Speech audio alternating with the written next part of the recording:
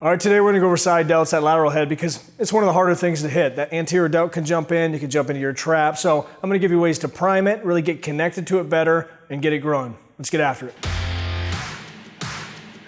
So the struggle with the side delts is they respond really well to overloading and heavy weight, but just based upon how that deltoid functions, you can lose the connection to it from one rep to the next. Or even worse, you think you did a great job, you wake up that next morning and your traps are sore than shit, and it's at that moment you realized you fucked up. And the way we're gonna combat that is by priming the muscle. And simply what I mean by that is we're gonna build out compound sets where that initial exercise is there to really pre-exhaust the muscle, create that connection. And the second one, we're gonna move some heavier weight. Lying side laterals in general are just one of my favorite ways to hit that lateral head. So it makes for a great primer because if you're getting too much anterior delt involved, all you need to do is just change where you place that dumbbell and the path at which you come up at to keep it all on the side delts.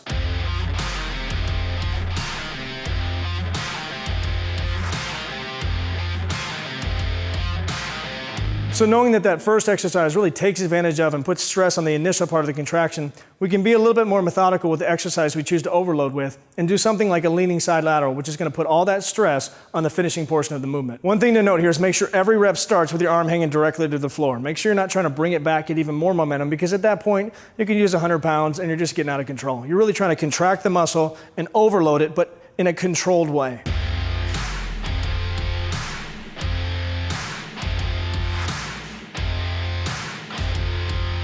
All right, so now we're gonna flip it around and pre-exhaust the top portion of the movement by doing dumbbell side laterals with partials at the very top. Couple things to note here. First being the range of motion. I want you to go from barely below parallel to barely above it. Any higher, you're gonna jump too much into those traps. Any lower, it's a totally different movement entirely. The second thing is how straight you keep that arm. And I'd rather you err on the side of being too straight than too bent, because when you have a bent arm, it's too easy for that anterior delt to jump in and take the entire movement. And finally, it's where you position your arm and the path you come up at. Now, preferably, I want you to pinch those shoulder blades back completely and come directly up from the side.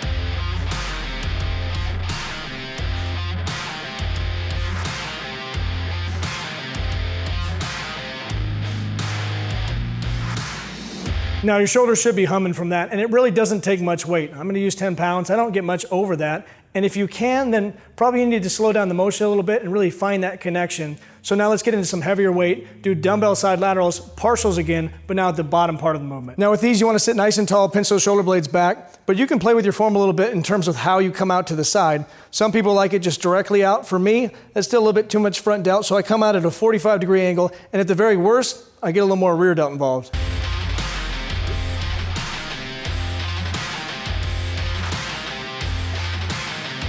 So if you had trouble connecting with that lateral head before, I guarantee a couple compound sets like that is gonna be a game changer for you. So as always, like, subscribe, hit the notification bell, leave a comment, the video you want me to do next, and get after it, get growing. I'll talk to you soon.